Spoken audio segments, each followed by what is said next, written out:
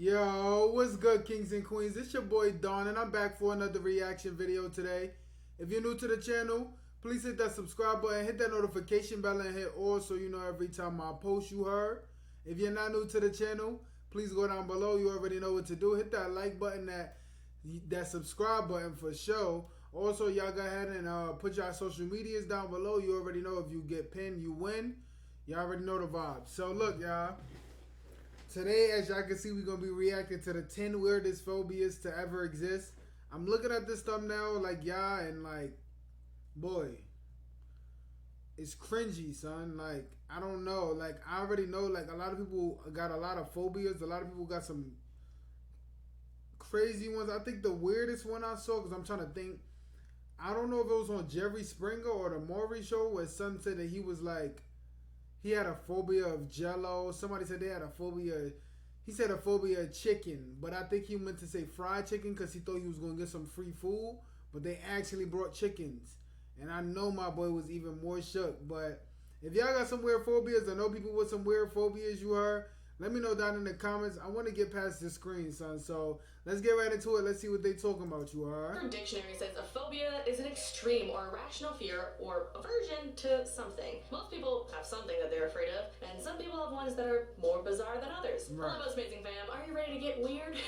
I'm your host, Abby, and today we are going into the top 10 weirdest phobias to ever exist. Going into this, I feel like this video was given to me so people could watch me struggle through pronouncing the complicated names of phobias, so stick around for some Somebody bloopers. afraid of their own reflection? Into this, while Is that we a are here to phobia? make light of the absurdity of these fears, that doesn't take away from the fact that there are people who experience these phobias, and that's valid. According to Melissa McNogna, PhD, a pediatric clinical psychologist, when left untreated, phobias can lead to the development of other problems such as panic disorder, separation anxiety disorder, depression, PTSD. and other problems. So, if a fear of yours is a phobia, don't be afraid to get some help. But let's get into the list, shall we? Alright, into number 10, selenophobia. It's a fear of the moon. So, seleno is the Greek word for moon, and this is also known as lunophobia from the Latin word for moon, luna. It can also be a fear of the darkness on a moonless night. So, the mythological reasons that someone might develop this fear includes that people may commit more crimes during a full moon, as the myth goes, or maybe the moon is inhabited by evil creatures, or as we all know, the myth that the moon can transform people into werewolves. That's very common. Basically, people with selenophobia get a range of symptoms from muscle tensions, chills, breathlessness, dizziness, sweating, feeling trapped, and the inability to articulate words or sentences, similar to what's happening to me in this video. Right. From the symptoms alone, it sounds like this causes quite a bit of anxiety, and to combat this, most of the people with these extreme fears just shutter their windows and avoid going out at night. Also, a common solution is exposure therapy, just, getting a little bit of moon at the time, just kind of bit. Maybe looking at pictures online, getting the vibe. It's nice. Moving on to number 9, linonophobia. This is the fear of string. So, obviously, beginning of this phobia is the Greek word for string, lino, and while it sounds humorous at first to be afraid of, strings, laces on shoes, this one actually causes pretty serious symptoms, including shortness of breath, tremors, nausea, fainting,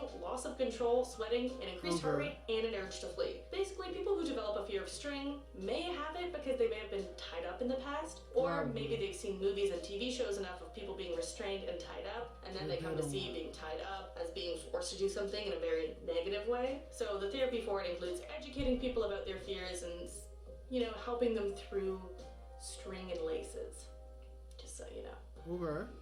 I'm wearing boots, so I don't have to look at laces, so we're fine. Moving on to number 8, allophobia. Fear of flutes. So this person better watch out for Lizzo's flute solos, is all I can say. Allophobia can be a fear of looking at a flute, the sound of a flute, or even the clicking of the flute's buttons when it's played. Basically, symptoms include feeling of panic, terror, dread, rapid heartbeat, shortness of breath, trembling, and anxiety. Sometimes perfectionism may get into the way of playing a flute. In one case, a girl edged into allophobia after a comment was made that you have to be very careful because flutes are just so fragile. But good news is she was helped by her flute teacher to get over her fear and now makes lovely music. So face your fears.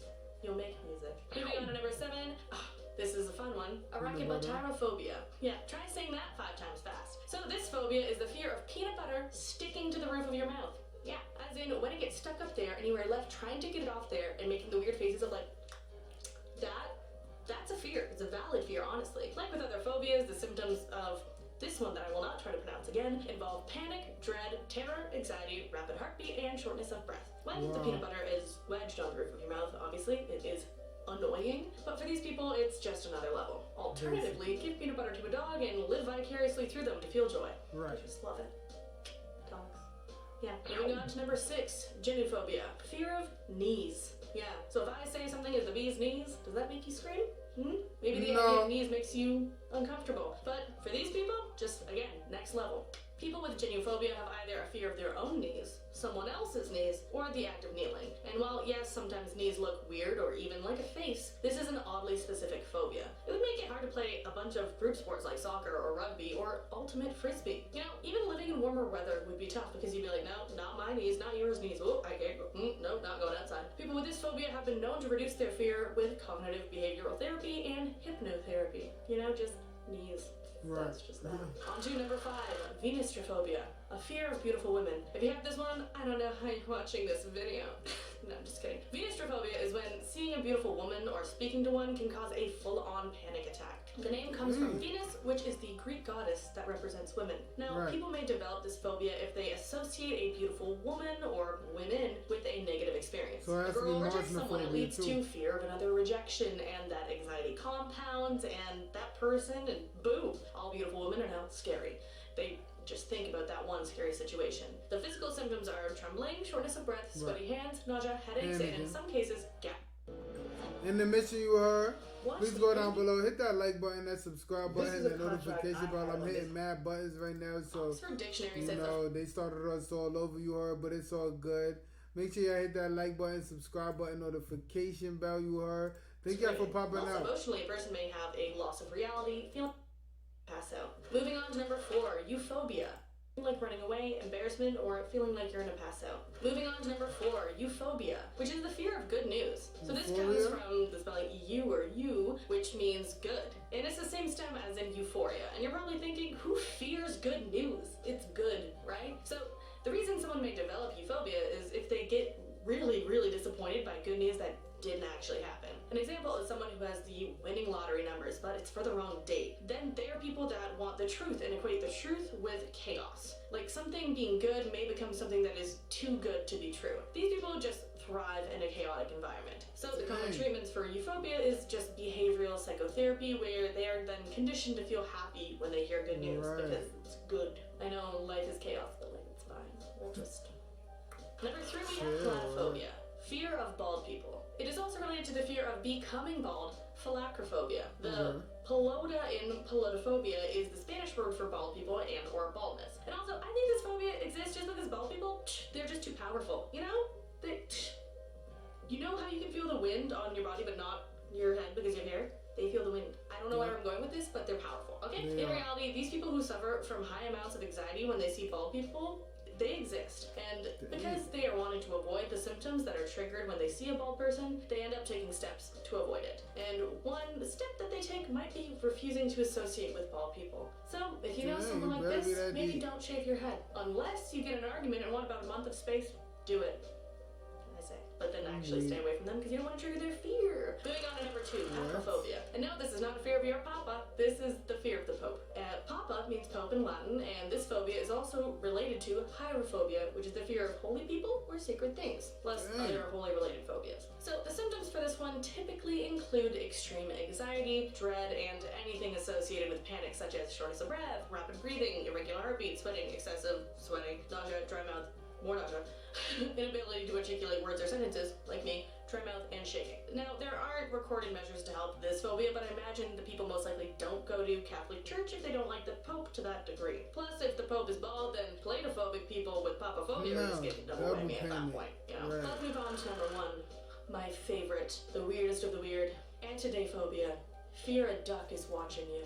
Yeah, the word antidaphobia comes from the Greek word antidae, which means duck, geese, or other waterfowls, and phobos is obviously Greek for dread and fear. So this could also relate to the fear of geese, and after that one Goose game that came out, I wouldn't be surprised if quite a few people found geese threatening, honestly. What game is that? Also, a side note, Canadian geese are terrifying. Anyways, the fear of ducks phobia can be just really bad, like debilitating. The anxiety condition can get to the point where no matter what someone is doing or where they may be in the world, they just feel it. They feel a duck or goose is nearby, just there. A person with this phobia could feel that somewhere in the world, a duck or goose is just watching them, not attacking them or touching them, just out there, watching them. keeping tabs. This fear could have been spurred by a traumatizing event or incident with ducks or geese, but my mom says don't worry. Ducks are never watching you, they're always walking away. So that's pro tips from Abby's mom. I would also say Dr. Doofenshmirtz from Phineas and Ferb may have the fear of Perry the Platypus watching him, but at the same time they kind of have a weird frenemy relationship, so I can't say for sure. I'm not a doctor. But that ends our list right there, and what do you think? Weird phobias, right? As always, sources are below. Phobia Wiki was a great source for this one, and there's so many there, so if you like this video, give us a like for part 2. What other ways? Yo, if y'all enjoyed this video you heard, please hit that like button, subscribe button, notification bell. Let me know if I should react to something similar or something different you heard. What just got in my eye? I don't know. But look, yo, thank y'all for popping out. Let me know what part of this video y'all found the most interesting. Like, have y'all heard of these different phobias before? They didn't even list the ones that I thought. But have y'all heard of them or not heard of them? Y'all let me know in the comments you heard. I got to get my eye fixed, obviously. So I'm going to go ahead and work on that. Other than that, you heard, I'm going to see y'all in the next video. Peace. Love. Done.